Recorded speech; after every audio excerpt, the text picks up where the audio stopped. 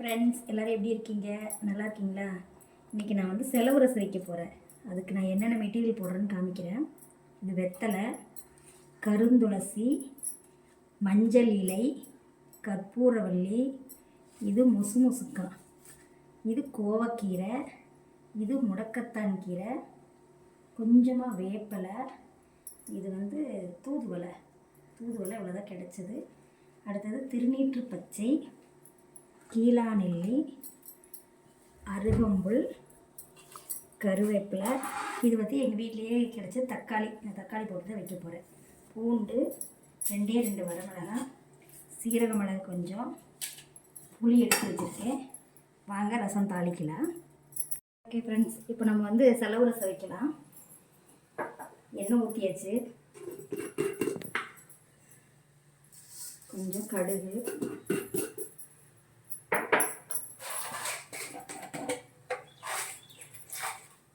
பெருங்காயம், புளியிட்டு கொஞ்சம்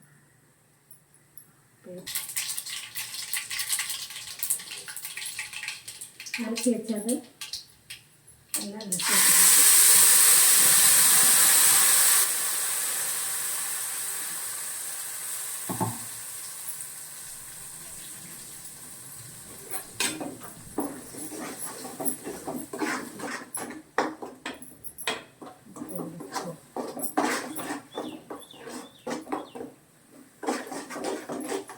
வணக்கிட்டு புளி கரைச்சி வச்சுருக்கேன். மிக்ஸ் பண்ணிக்கலாம்.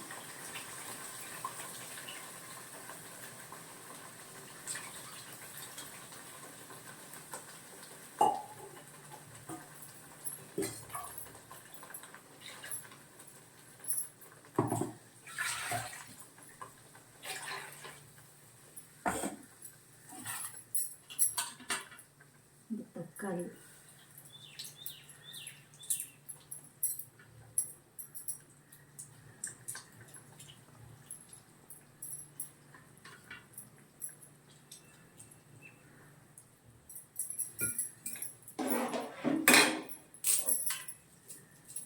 கருவேப்பிலை,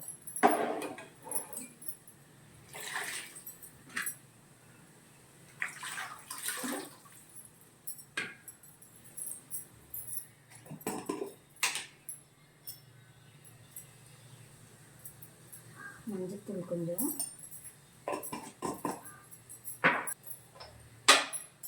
அப்புறம் தேவையான அளவு உப்பு. நான் வந்து இந்து உப்பு போடுறேன். நீங்கள் எந்த உப்பு போடுவீங்களோ போட்டுக்கோங்க. தேவையான அளவு தண்ணி.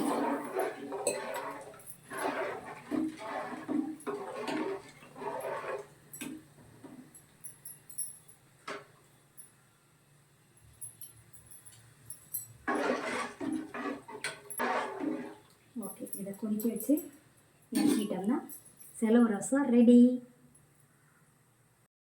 ரசம் ரெடி ஆயிடுச்சு, கொதிச்சிருச்சு. ரொம்ப கொதிக்க வேண்டியதில்லை, சும்மா லைட்டாக கொதிச்சா போதும். இந்த ரசம் வந்து மெயினாக சளி பிடிச்சாதான் செலவு ரசம் சாப்பிடுவாங்க. ஆனால் அப்படி கிடையாது.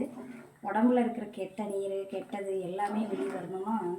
அப்போ எல்லாம் நாங்கள் சின்ன வயசாக இருக்கும்போது எனக்கு டெலிவரி அப்போல்லாம் இந்த மாதிரி ரசம். ஆனால் இன்னும் என்னென்னமோ மூலிகைலாம் போடுவாங்க, அது எனக்கு தெரியல அதெல்லாம் என்னென்னு. இப்போதைக்கு எனக்கு தெரிஞ்ச மூலிகை ஹெர்பலில் போட்டு நான் செஞ்சுருக்கேன். எனக்கு டெலிவரி ஆனதுக்கப்புறம் எங்களுக்கெல்லாம் அப்போ எல்லாம் இந்த ரசம் தான் 3 நாளைக்கு வச்சு கொடுப்பாங்க. அதுக்கப்புறமா தான் கோழி அடித்து குழம்பு வச்சு தருவாங்க.